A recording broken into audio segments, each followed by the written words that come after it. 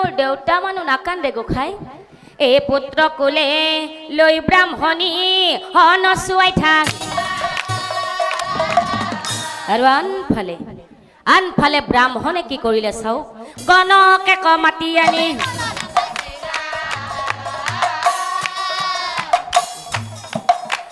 গণকে মাতি আনি পিছে আই তোমালোকৰ পুত্ৰ সন্তানটিৰ গণনাৰ কাৰণে মোক নিমন্ত্ৰণ দিছিল মই আহি উপস্থিত হলো পিছে গণনাৰ সকলো যোগাৰ দিছেনে সকলো যোগাৰ হৈছে হেৰি নহয় ফলি এখন পেঞ্চিল এডাল বহিপাত একটাও পেইন এটা আৰু পানী এক ঘটি সেইখিনিও দিছেনে তেনেহ'লে মই গণনাত বহিব পাৰোঁ আপোনালোকে এচি ব্ৰাহ্মণৰ চলিৰ গণনা খাবা বঢ়িয়াকৈ বহি থাকব মই ব্ৰাহ্মণৰ চলিৰ গণনা পাতিম আৰু আপোনালোকে ভালদৰে শুনি যাব তে মই আৰম্ভ কৰোঁ বঢ়িয়া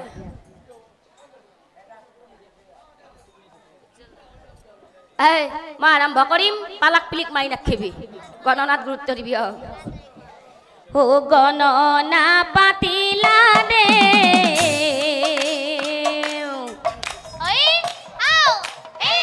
বিধি ব্যৱহাৰে কুণ্ডলী আঁকিছে দেও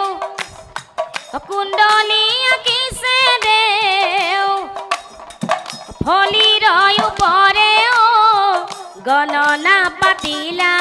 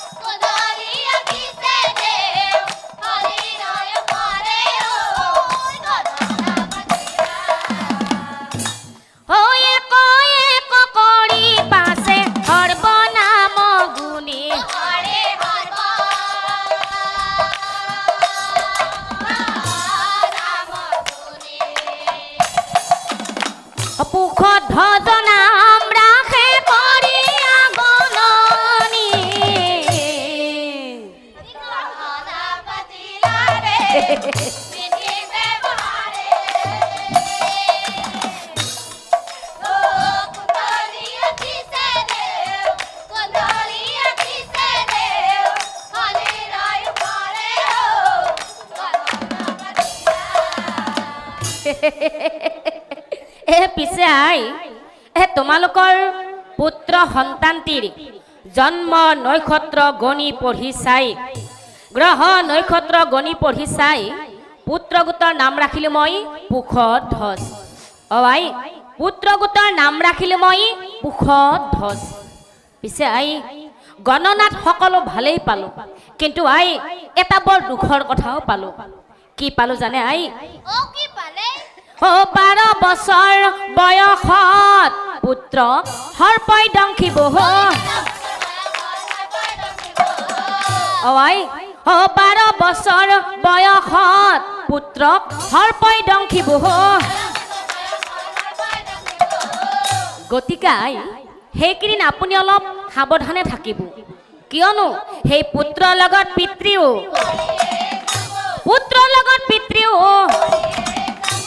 এ বুজাই বঢ়াই কৈ গণক অগৃহ কয়া পুত্ৰ কোলে লৈ ব্ৰাহ্মণী পুত্ৰ কোলে লৈ ব্ৰাহ্মণী হে স্বামী চাচোন চা ইমান দিনে পুত্ৰ কন্যা সন্তানৰ মুখ দেখা নাছিলো ভালেই আছিল অকণমান দুখ পাইছিলো কষ্টও পাইছিলো কিয়নো সতী সন্তান নোহোৱা ব্যক্তিসকলেহে জানে জীৱনটো কিমান কষ্টকৰ হয় মোৰো কষ্ট হৈছিল স্বামী এটা কন্যা সন্তানে হওক বা পুত্ৰ সন্তানে যদি মই পালো হয় কিমান যে সুখী হলো হয় আৰু আজি এই পুত্ৰ সন্তানটি পালো এতিয়া আকৌ গণকে কৈ থৈ গল 12 বছৰ বয়সত হেনো মোৰ পুত্ৰ পুখধ্বজ আৰু মই আপোনাক মই দুয়োজনকে হেৰুৱাব লাগিব এয়া কেনেকৈ সম্ভৱ স্বামী নোৱাৰো স্বামী নোৱাৰো কিয়নো নাপাই থকা বেদনাতকৈ পাই হেৰুৱাৰ বেদনা বৰ কষ্ট স্বামী বৰ কষ্ট হে বাছা বাছা হ তুমি শুনে আমাৰ মৰমৰ সুখে দুখে প্ৰতিটো জনম দুখৰ মাজত আহি সুখ আনিলা বুকুৰ মাজত মৰম বুৱাই দিলা সদায়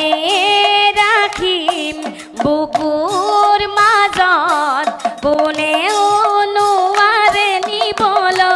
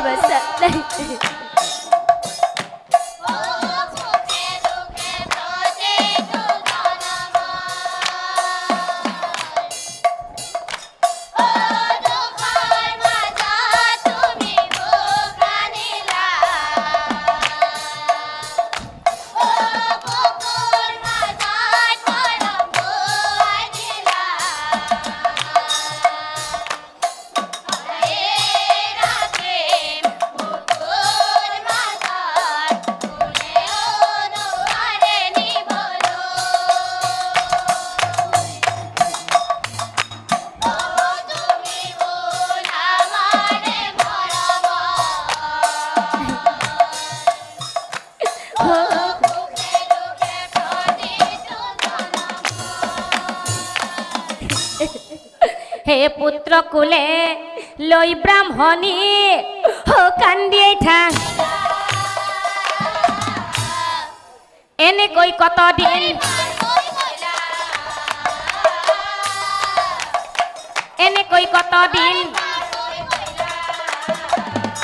আৰু আজিকালি কৰি পুত্ৰ বাঢ়ি বেলা এনেকৈ গৈ তাৰ 12 বছৰ এনেকৈ গৈ তাৰ এতিয়া চাওকচোন বাৰু ৰাইজ আজিকালি কৰি পুত্ৰ বাঢ়ি বাঢ়ি গৈ 12 বছৰ বয়স হ'ল আৰু যিদিনাখনে 12 বছৰ বয়স সম্পূৰ্ণ হ'ব যিদিনাখনে 12 বছৰ বয়স সম্পূৰ্ণ হ'ব সেইদিনাখনে কিন্তু ব্ৰাহ্মণীয়েও কথাষাৰ পাহৰি গৈছিলে আৰু সেইদিনাখনেই ব্ৰাহ্মণীয়ে নিজৰ গিৰিয়েকক চাই কৈছিল হো স্বামী কলৈকো নাযাবা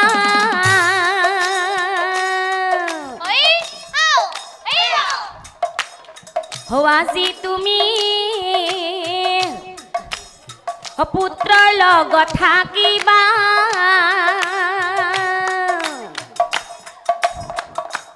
স্বামী নদীৰ ঘাটে যাওঁ স্বামী ঘৰতে থাকিবা তুমি স্বামী ঘৰতে থাকিবা তুমি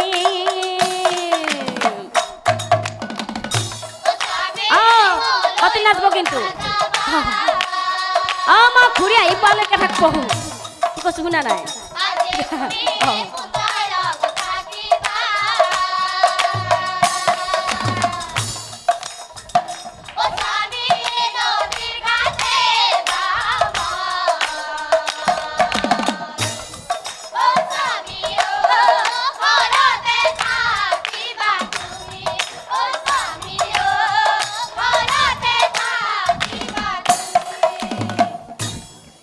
বুজাই বঢ়াই থৈ ব্ৰাহ্মণী এই নদীৰ ঘাটে আতয় অনন্তৰে শুনক ও ইয়াতয় অনন্তৰে শুনক হে শ্ৰদ্ধাৰ নাম ধৰ্মী সুধি গ'ল এতিয়া চাওকচোন বাৰু যে বিধিৰ লিখন নাযায় খণ্ডন ও কোনে জানে কাৰ কি হয় কপালৰ লিখন হৈ আছিল দুঘু ব্ৰাহ্মণ পুত্ৰৰ লগত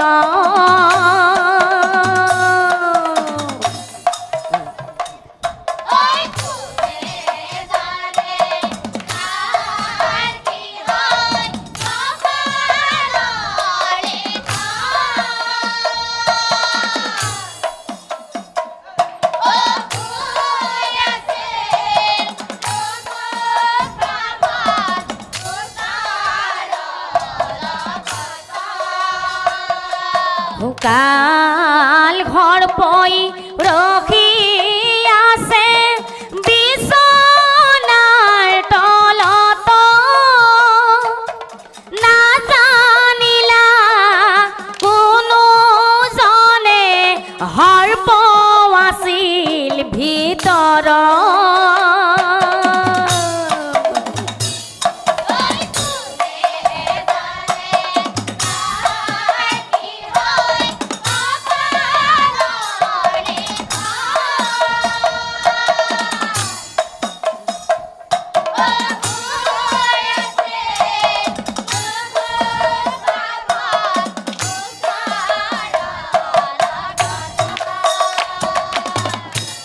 ফনা মেলি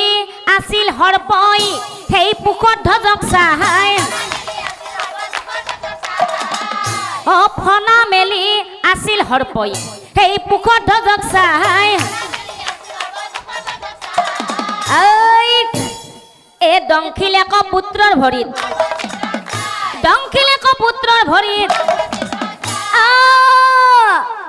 মৰিলো মা মৰিলো পিতা মা ও মা মা